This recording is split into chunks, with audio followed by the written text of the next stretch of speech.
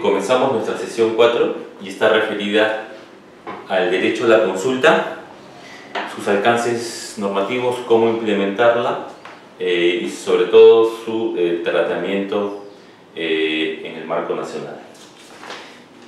Esta sesión se divide en 4 temas. El primer tema va a ser básicamente consulta previa en los tratados internacionales de derechos humanos.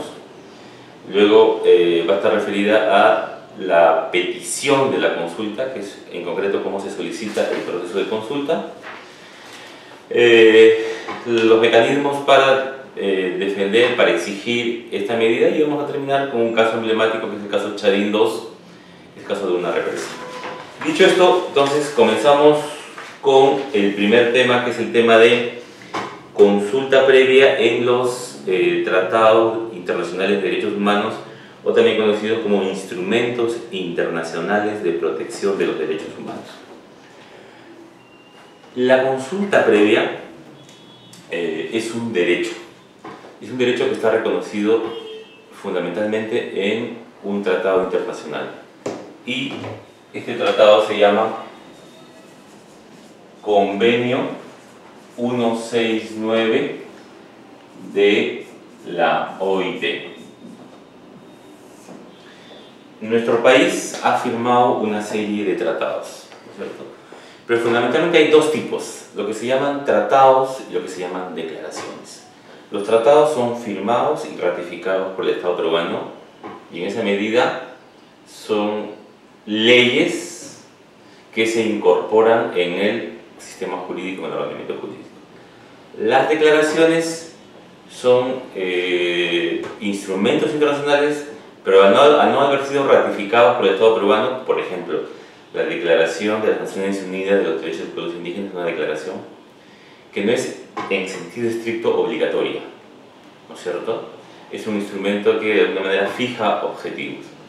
A diferencia de la Declaración de las Naciones Unidas de los Derechos de los Pueblos Indígenas, el Convenio 169 es un tratado internacional firmado y ratificado por el Estado peruano, lo cual implica que es una norma que se incorpora en el ordenamiento jurídico, pero se incorpora, y acá viene una cosa que es muy importante explicar, con la mayor jerarquía.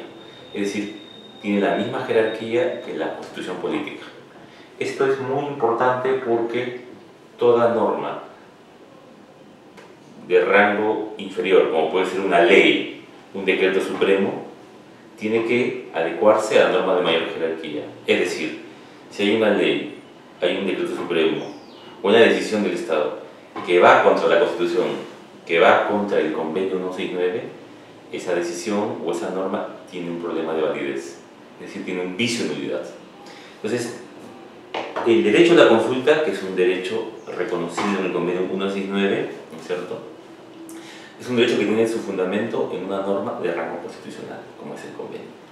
Esto implica entonces que al tener rango constitucional, todas las normas de inferior jerarquía y la política de Estado tienen que respetarlo. Y si no se le respeta, estamos ante una ley o ante una decisión del Estado que tiene un problema de validez.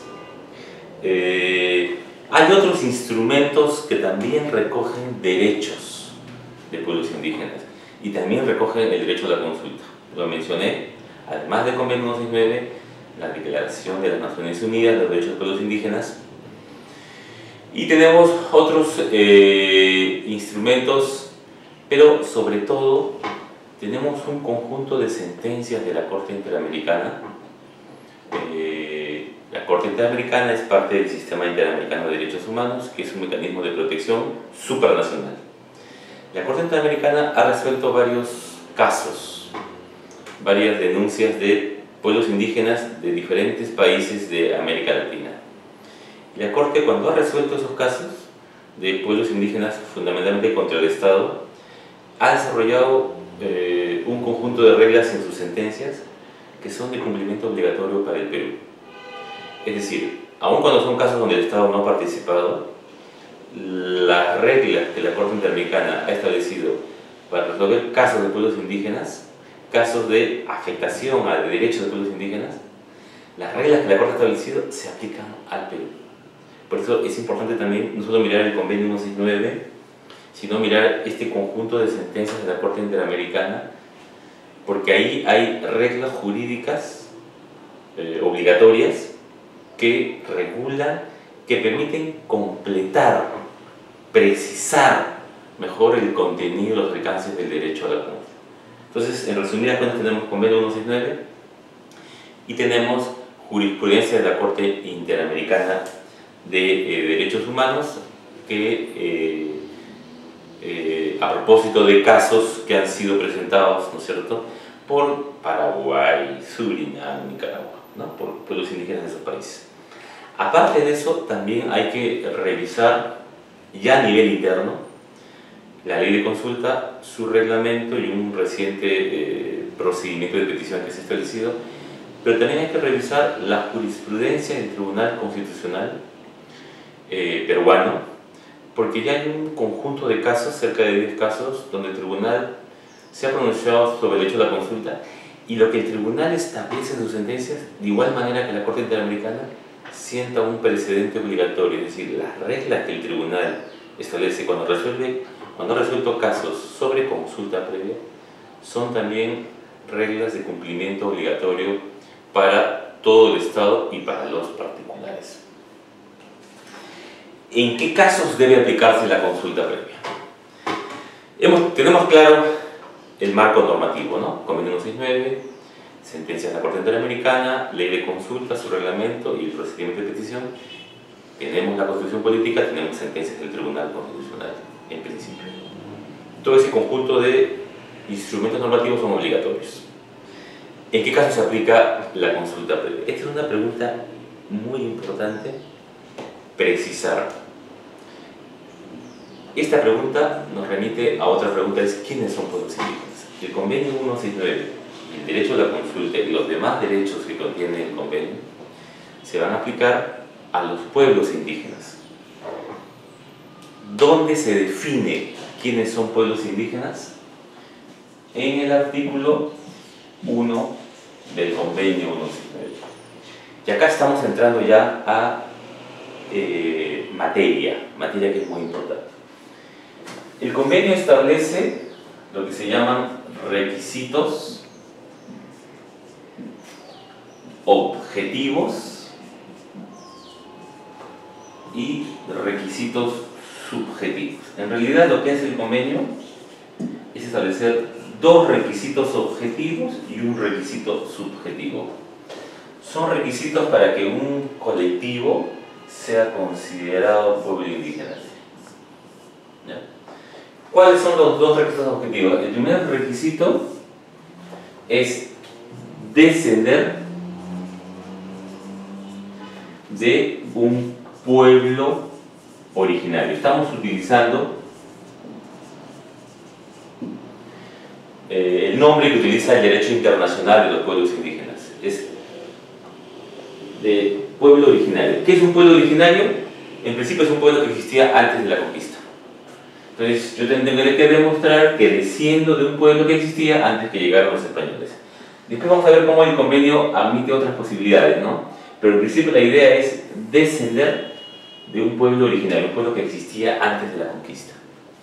Entonces, por ejemplo, los Aguajún son un pueblo que existía antes de la conquista. Es más, la historia dice que los españoles nunca lograron dominarlos y en el siglo XVII lograron expulsar a los españoles. O de repente yo soy en Cusco, en Chumivilca, los Chumpishuilcas, o los Canas en Espinar. Son pueblos dominados después por los quechuas que preexisten a la conquista. Un segundo requisito contemplado en el convenio exige conservar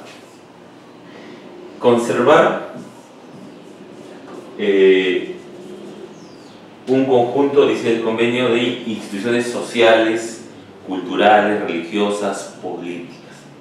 Para resumirlo, conservar un conjunto de costumbres. Pero acá viene un detalle que no puede pasar desapercibido. Dice conservar todas o parte de las costumbres. Y esto es muy importante porque, como es evidente, los pueblos pues no son no son un objeto que está en la refrigeradora, congelado en el tiempo. No podemos esperar que tras 500 años el pueblo esté exactamente igualito, ¿no? Los pueblos dialogan, van aprendiendo mutuamente, nos van incorporando nuevas costumbres, ¿no es cierto? Entonces, difícilmente vamos a encontrar un pueblo pues, que esté igualito. Por eso es importante darse cuenta que el convenio dice todas o parte. Parte. La Comisión Interamericana, en un informe que sacaba hace 2 años sobre el tema, territorios ancestrales y recursos naturales, ha establecido que evidentemente no podemos exigir que sea un pueblo exactamente idéntico como era hace 500 años. Los pueblos van evolucionando, pero además los pueblos en ejercicio de su derecho a la autodeterminación se van reinventando. Entonces, para resumir, si yo demuestro que yo soy un pueblo aguajún, estoy en el CENEPA, y demuestro que soy un pueblo originario, hablo aguajún, ¿no es cierto?, y demuestro una serie de costumbres, habré cumplido con estos 2 requisitos objetivos: descender y conservar. Y toda o parte de este conjunto de instituciones religiosas. Si estaríamos en Cusco, por ejemplo, en los casos que venimos litigando, demostramos que este pueblo habla quechua y hace pago a la tierra. Suficiente. Luego el convenio exige un requisito subjetivo, y es el requisito de lo que se llama la autopercepción. Y acá a veces hay mucha confusión. El convenio exige, además de estos requisitos, es que tú seas consciente de que eres un pueblo que es diferente a los demás. Acá hay mucha confusión porque, por ejemplo, para los cusqueños lo indígena es algo peyorativo, es algo, digamos, no muy bien visto porque les hace referencia a un pasado difícil. Nosotros no somos indígenas. Hay gente que ha querido, en función de decir, ves, no son indígenas. Lo que exige el convenio no es que tú te llames indígena o no indígena. Lo que exige el convenio en realidad es que tú seas consciente de que yo soy parte de un pueblo que tiene características diferentes, específicas de los demás. ¿Ya? Incluso el convenio dice, y que cualquiera que sea su situación jurídica, ese es un buen tema. El convenio dice, y que cualquiera que sea su situación. Eso significa, por ejemplo, que no es necesario que esa comunidad campesina esté titulada o tenga saneada la personalidad jurídica, es decir, esté inscrita debidamente en registros públicos. Puede ser que no esté inscrita en registros públicos, no esté inscrito su título de propiedad, muy usual en este país. Entonces dice el convenio, y que cualquiera sea su situación jurídica, se autoperciba como parte de un pueblo que es diferente de los demás. Ojo que el convenio 169 va a reconocer fundamentalmente derechos colectivos. La consulta previa no es un derecho individual, como puede ser, por ejemplo, el derecho a la vida, o como puede ser, no sé, el derecho a la salud. Yo no necesito además para que me atiendan en un puesto de salud. El convenio de derecho a la consulta, por ejemplo, ¿no es cierto?, derecho a beneficiarse de las actividades extractivas de su territorio, son derechos colectivos, un ejercicio colectivo. Estos son los requisitos. El Viceministerio de Interculturalidad sacó una directiva donde digamos, estableció criterios para la elaboración de la base de datos. La base de datos obviamente no es, vamos a usar una palabra muy jurídica, constitutiva, es decir, la base de datos no define quiénes son o quiénes no son pueblos indígenas. Eso lo define el convenio cuando define estos criterios. Sin embargo, la directiva y también la ley de consulta hablan de 2 criterios que, si bien son importantes, hay que tener en cuenta que no son obligatorios.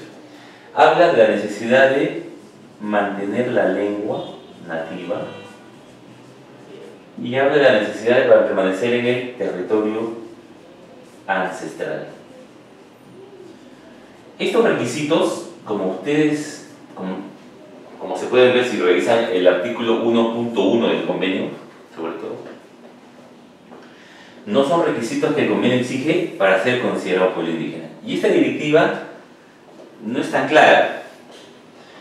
Si bien sería ideal que mantengan la lengua nativa, si estamos en Cusco, que mantengan el quechua, el aymara, el puno, o no sé, pues, por ejemplo, el pueblo Cucama, en Nauta. No es un requisito, digamos, obligatorio. Igual ocurre con el territorio ancestral. Ustedes miran el artículo 7 de la ley de consulta, la redacción no es muy buena. Además de desaparecer esto, hace referencia a que de alguna manera el vínculo con el territorio tiene que ser permanente. ¿Por qué digo eso? Porque puede ser que el pueblo haya perdido la lengua, o puede ser que este pueblo, esta comunidad fue expulsada violentamente de su territorio. Piensen en los caucheros. O de repente el hacendado, en contubernio con el juez, le ganó un juicio y los expulsó de su territorio, cosa que es muy usual, dicho sea de paso. Entonces, estos dos requisitos, digamos, estos dos elementos no son requisitos obligatorios. Y eso hay que tener muy claro. La lengua nativa y el territorio ancestral no son requisitos obligatorios. Sería ideal que los tengan, pero si no los tienen, eso no significa que van a dejar de ser pueblos indígenas.